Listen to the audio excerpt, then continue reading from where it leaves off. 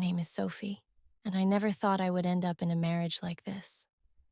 I grew up in a small town with big dreams, but life had other plans. My family was everything to me: my mom, my dad, and my little brother Ethan. But when my dad's business failed, everything fell apart. The bills piled up, and we were on the verge of losing our home. That's when I met Andrew. Andrew was everything I wasn't: rich, powerful, and completely out of my league. He was a billionaire, the owner of several companies, and always surrounded by an air of mystery. I met him at a charity event where I was working as a server. I spilled wine on his expensive suit, and I thought he'd be furious. Instead, he looked at me with curious eyes and said, "Interesting." A week later, he offered me a deal. Andrew's father had recently passed away, and his will contained a peculiar condition. Andrew would only inherit his wealth and companies if he got married within a year. Andrew needed a wife, and I was the person he chose.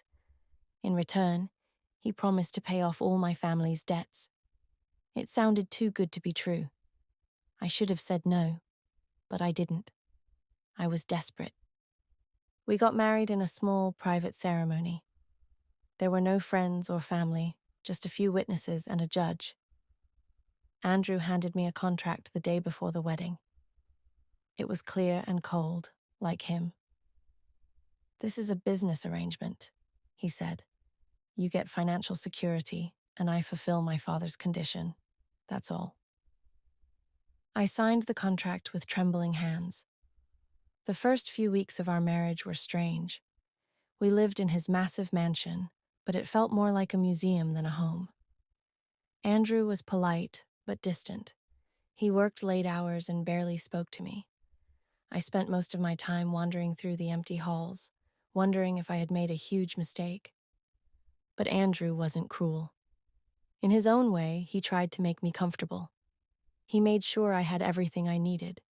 He even asked about my family and arranged for Ethan to go to a better school. Still, there was a wall between us, and I didn't know how to break it. One evening, I found Andrew in the library.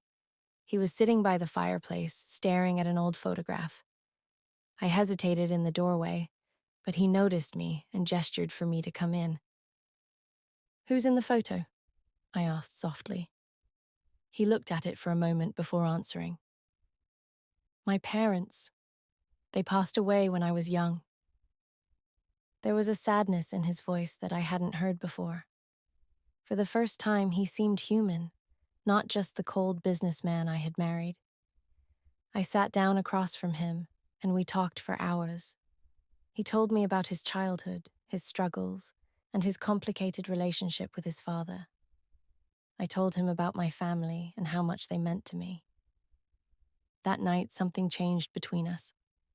The walls started to come down, little by little. Andrew began spending more time at home. We started having dinner together, talking about our days. He even laughed at one of my terrible jokes, and it felt like a victory. The more I got to know Andrew, the harder it was to remember that this was just an arrangement. He was intelligent, thoughtful, and surprisingly kind. He had a dry sense of humor that always caught me off guard. I found myself looking forward to our conversations, to the moments when he let his guard down. One afternoon, he surprised me with a trip to the countryside. He said he needed a break from work, and he thought I might enjoy it. We spent the day walking through fields of wildflowers and talking about everything and nothing. For the first time in months, I felt free. As the sun set, we sat on a hill overlooking the valley. Andrew turned to me and said, "Thank you, Sophie, for being here, for being you." My heart ached at his words. I wanted to tell him how I felt, but I was too afraid. What if he didn't feel the same way? What if he thought I was only saying it because of the contract? One evening, I overheard a conversation between Andrew and one of his business associates. The man joked about our marriage, saying it was just a way to meet his father's condition. Andrew didn't deny it. Instead, he said, Sophie knows what this is. She's practical. His words cut deep. Was that all I was to him? A practical solution to a problem? I tried to remind myself that this was what I had agreed to. This was the deal. But my heart didn't care about deals or contracts.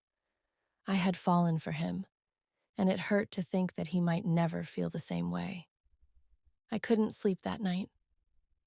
I tossed and turned, my mind replaying Andrew's words over and over. The next morning, I decided to confront him. I needed clarity, even if it broke my heart. "Andrew, we need to talk," I said, finding him in his office. He looked up from his desk, his expression unreadable. "What is it?" "I can't do this anymore," I said, my voice trembling.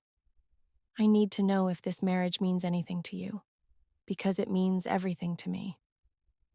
Andrew stood, his eyes searching mine. "Sophie, I never wanted to hurt you. This started as a condition of my father's will, but it's become so much more. You've brought light into my life in ways I didn't think were possible." Tears welled up in my eyes. "Then why didn't you say that? Why let me think I was just convenient?" He stepped closer, taking my hands in his. "Because I was afraid. I've spent so long building walls around myself. I didn't know how to let anyone in. But you've broken through those walls, Sophie. And now, I can't imagine my life without you." From that moment on, everything changed. Andrew and I started building a life together, not as strangers in a contract, but as partners. We traveled, laughed, and shared dreams. The mansion that once felt cold and empty became a home filled with warmth and love. Andrew even insisted on a second wedding, one that included my family and our closest friends. This time, there were no contracts, no deals, just two people promising to love and support each other for the rest of their lives. Looking back, I'm grateful for the strange path that brought us together. Our story didn't begin with love, but it grew into something deeper and more meaningful than I ever could have imagined. To this day, I often think about how close I was to turning down Andrew's offer. What if I had let fear stop me? Life has a funny way of surprising us. Sometimes the things we fear the most lead us to the happiness we didn't know we deserved, and for me, that's all that matters. Ethan, now thriving in school, often visits us on weekends.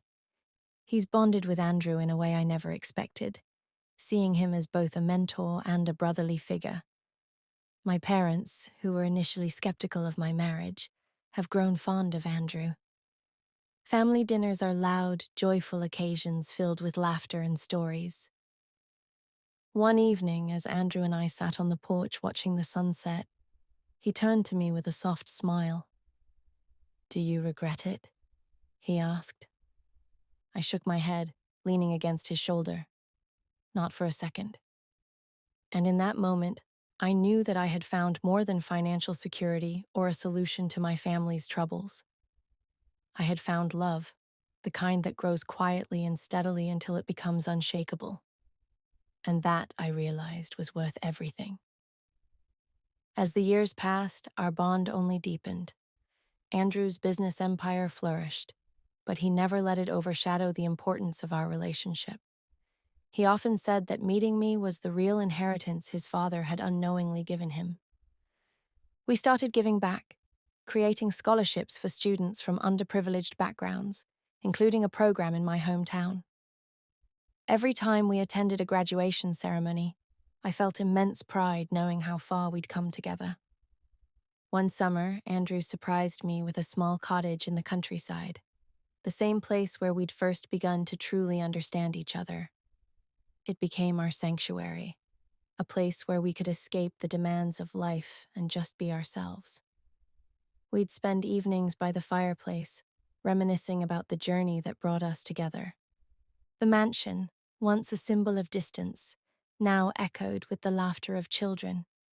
Our twin daughters, Clara and Lily, brought a new kind of joy into our lives, Watching Andrew with them, seeing the way he cherished every moment, made me fall in love with him all over again. Our story, unconventional as it was, became a testament to the unexpected ways life can surprise us. Love doesn't always come easily or predictably, but when it does, it's worth every risk and every sacrifice. And for me, loving Andrew was the greatest reward of all.